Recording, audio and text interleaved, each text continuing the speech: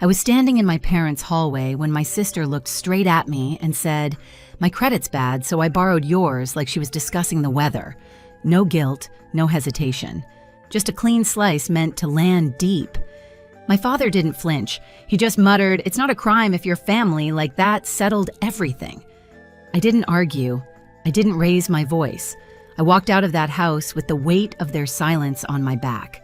That night, I opened my laptop, uploaded the proof, and by morning, her condo wasn't quiet anymore. Before I dive into the story, hit like and drop a comment telling me where you're listening from. Let me know if you've ever been in this kind of situation. Your advice reminds me I'm not alone. My name is Kinsley Ward, and if you asked anyone in my family to describe me, they'd probably say, I'm the steady one, the dependable daughter, the calm sister, the person who never makes trouble, never raises her voice, never disrupts the image they want to display to the world. It's funny how people confuse stillness with weakness. They don't realize still water can hold a current strong enough to pull an entire ship under. My sister Marissa Ward learned early how to occupy every inch of a room. 3 years older, louder, shinier, she grew up believing attention was her birthright. My parents, Thomas and Diana Ward, fed that belief without hesitation. They clapped when she walked into a room. They excused her tantrums as passion. They forgave her recklessness as ambition. And me, I was the contrast that made her brilliance pop. Our family home in Arlington has always looked warm from the outside brick walls, trimmed hedges, porch light glowing like a welcome sign. But inside, the air has its own hierarchy.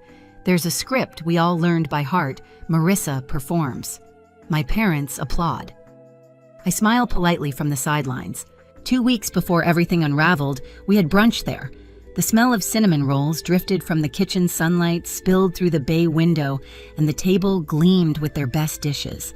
Marissa arrived fashionably late, wrapped in a designer coat she wore like armor. She talked about her latest investment ventures, her new circles, her weekends away. My parents leaned forward, eager, almost breathless. When her eyes finally met mine, she tilted her head and asked if I was still doing that little finance job. I laughed softly the way I always do when someone underestimates what I actually do. My work, no agency names needed, is built on patterns, anomalies, and the ability to see through polished lies. It's the kind of job where details matter, where truth is rarely loud but always present if you know how to look for it. Even then, during that brunch, something felt off. The stories Marissa told didn't align. The lifestyle she flaunted didn't match the income she claimed. I caught myself mentally doing the math, something I can't turn off anymore. Too many purchases, too few explanations.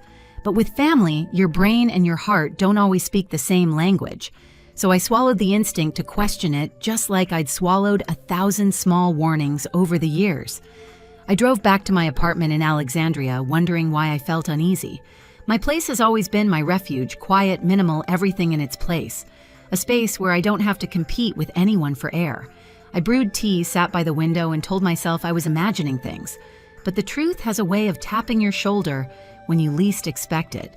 And when the alert flashed across my phone later that week, I understood exactly what that unease had been trying to tell me. The alert hit my phone on a Wednesday afternoon, just as I was finishing a review of suspicious payments at work. It was a credit inquiry, new, unexpected, not tied to anything I'd applied for. Most people would panic. I didn't. Something inside me went still the way it does when pieces finally click into place. I stepped away from my desk into one of the quiet rooms we use when we need to focus.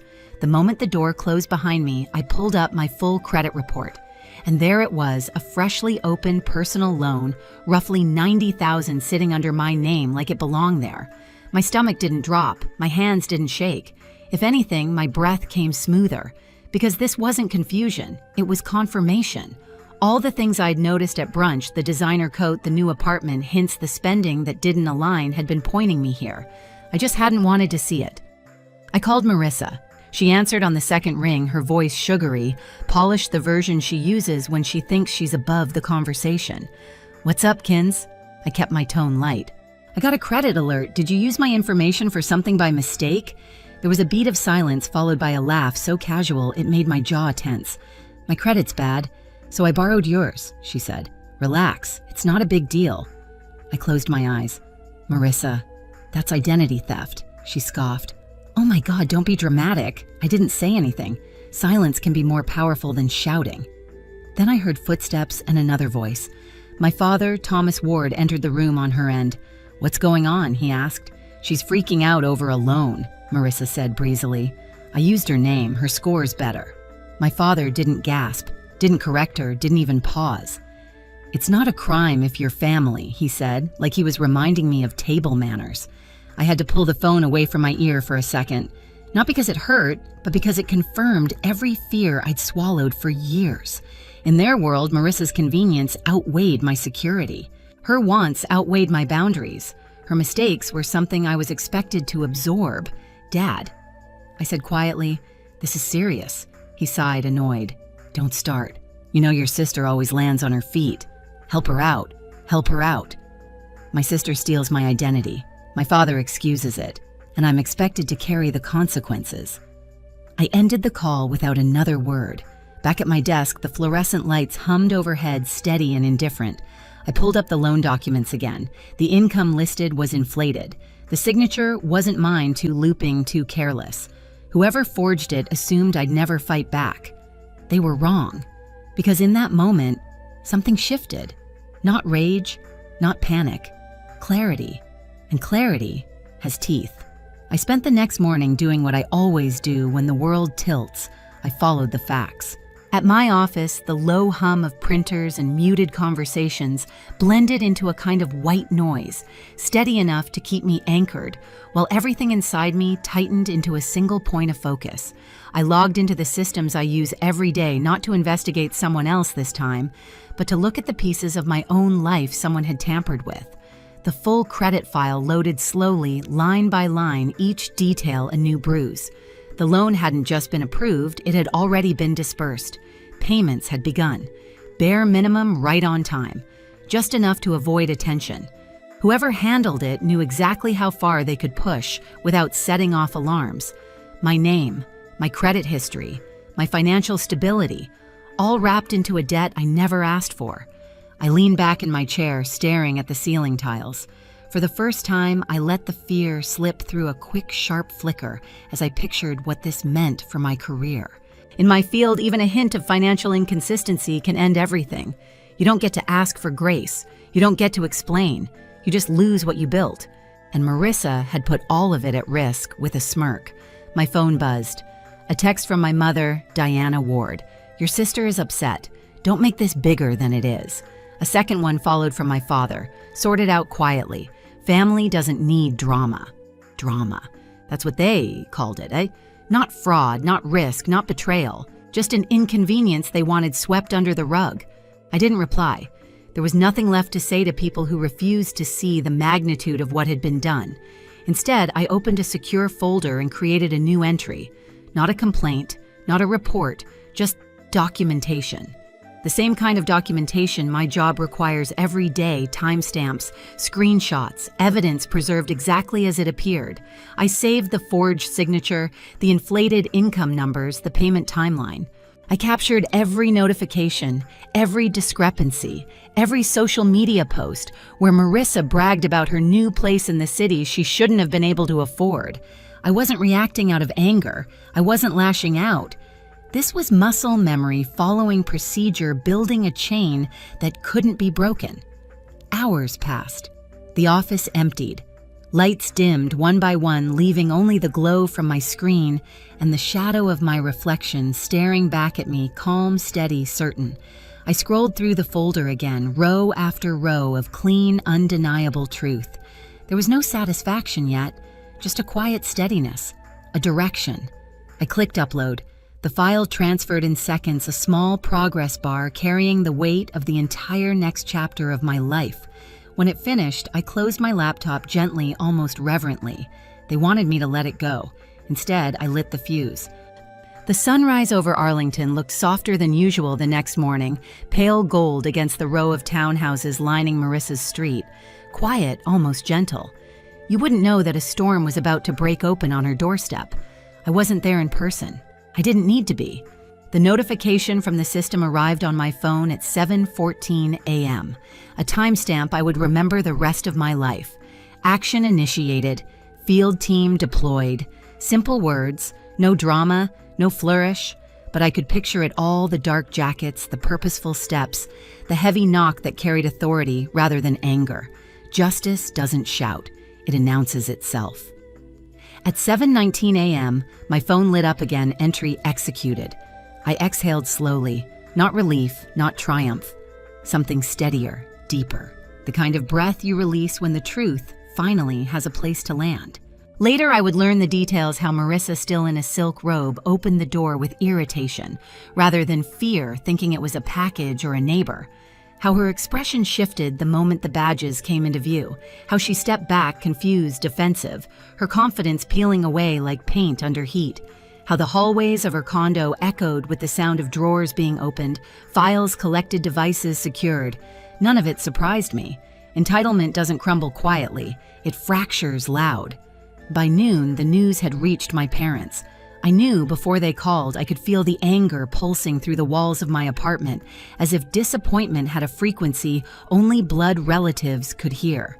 When the phone finally lit up with my father's name, I didn't answer. Let him sit with it. Let him feel what silence tastes like when it's not on my shoulders. Instead, I showered, dressed, and drove to their house hours later. I wasn't summoned, but I knew there would be a reckoning, and I wanted to stand in my own skin when it happened. The Ward living room was usually warm lemon polish. Soft lamps framed photos of Marissa at every milestone. Today, it felt smaller, tighter, the air thick enough to slice. My father Thomas stood by the mantel, arms crossed, jaw locked. My mother Diana sat rigid on the edge of the couch, wringing a tissue until it nearly tore. They didn't greet me. They didn't offer a seat. Classic. "What did you do?" my father demanded. His voice wasn't loud, but it shook with a kind of fear I had never heard from him. Not fear for me. Fear for the perfect narrative of his golden child. "I protected myself," I said, hanging my coat neatly over a chair. "She's your sister," he spat. "And she stole my identity," I replied calmly. "She opened a loan in my name. She forged my signature. She put my career at risk." My mother stood, then voice trembling. "But did it have to be this? Agents at her home, neighbors watching?" She pressed a hand to her chest. "She said you ruined her life." I met her eyes. "She used my credit because hers was destroyed. She bought things she couldn't afford. She lied to you." "She lied to me. And you want to talk about embarrassment?" My father stepped forward, face flushed. "You could have come to us. We could have handled it within the family." I almost laughed. Handled it. Like the way you handled her telling me to stop being dramatic. Or how you shrugged and said, "It's not a crime if you're family." His mouth opened and then closed, as if the words had finally revealed themselves as foolish. "She didn't mean harm," he murmured. "That doesn't erase the harm she caused," I said. My mother's eyes filled. "She's terrified, Kinsley." "She should be," I answered softly. The room went silent. Not angry silence, truth silence, a kind neither of them knew how to hold. "Where is she now?" I asked finally. Being interviewed, my father said, bitterness heavy in every syllable. "Good," I replied. My mother's voice broke. "How can you say that?" "Because accountability is the only thing that will stop her from doing this again. She didn't steal because she needed it. She stole because she believed she could. Because you taught her there would always be someone else to pay the price." I paused. This time it wasn't going to be me. My father looked away, jaw working, and for the first time in my life, he had no defense. I walked past both of them toward the hallway lined with family photos, Marissa in her prom dress, Marissa at graduation, Marissa holding her first apartment key. Not one photo of me on my own, I realized. Always beside her, always slightly out of frame. When I turned back to my parents, they looked smaller somehow, like the edges of their certainty had crumbled. "You both asked me to stay quiet," I said. "But silence isn't love. Silence is permission. And I won't give it anymore." I left them standing there, surrounded by the remnants of a story they'd written without me. Outside, the afternoon light was bright, almost too bright, the air crisp with the kind of clarity that follows a storm. As I drove toward the federal building for my meeting with the investigative team, my phone buzzed again. A message from an unknown number. It was short. "Interview completed. Evidence consistent, straightforward, neutral, final. A few hours later, a second message arrived with a brief update about the asset review underway at Marissa's condo. It didn't detail what was seized, just that items and records tied to the fraudulent loan were now secured for review. I didn't need specifics. I'd spent years analyzing cases like this. I knew exactly how it unfolded: methodical, meticulous, unyielding. Justice isn't loud, it's consistent. And for the first time, I felt something close to steady relief. Not because Marissa was facing consequences, but because I had finally stepped out of the role they'd kept me in all my life. The quiet one, the accommodating one, the one who absorbs, not anymore. The next chapter wouldn't belong to them, it would belong to me. The days that followed settled into a strange, heavy quiet. Not the suffocating silence I grew up with. This one felt cleaner, like the air after a storm when everything sharp has already been stripped away. The official update arrived midweek. The fraudulent loan was fully traced, the documentation airtight, and the responsibility placed exactly where it belonged. Marissa wasn't dragged through headlines or public humiliation. The process moved the way it should, measured private firm, enough to stop the damage, enough to protect me. My parents didn't call, or maybe they did and I let the phone ring until it stopped. I wasn't avoiding them out of anger. I just needed distant space to breathe without their expectations settling on my shoulders. A few days later, an envelope slid under my apartment door, delivered by a courier.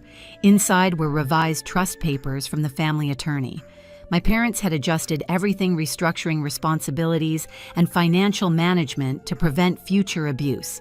For the first time, they acknowledged in writing what they couldn't say aloud: the system they built around Marissa had consequences. At work, my supervisor stopped by my desk, tapping a folder against his hand. He said they were forming a new group focused on emerging financial abuse cases, and he wanted me on it, someone who understood not just the patterns, but the human cost behind them. I didn't give him an answer right away. I just sat there, letting the weight of the offer settle. For once, my life wasn't something happening to me. It was something I was choosing. In the end, what happened to my sister wasn't about revenge. It was about finally stepping out of a role I never chose and protecting the life I built on my own terms. Family shouldn't be a shield for harm, and silence shouldn't be the price of belonging. If you've ever had to draw a line with someone you love, tell me, how did it change you? Share your story below, and don't forget to subscribe so you never miss the next one.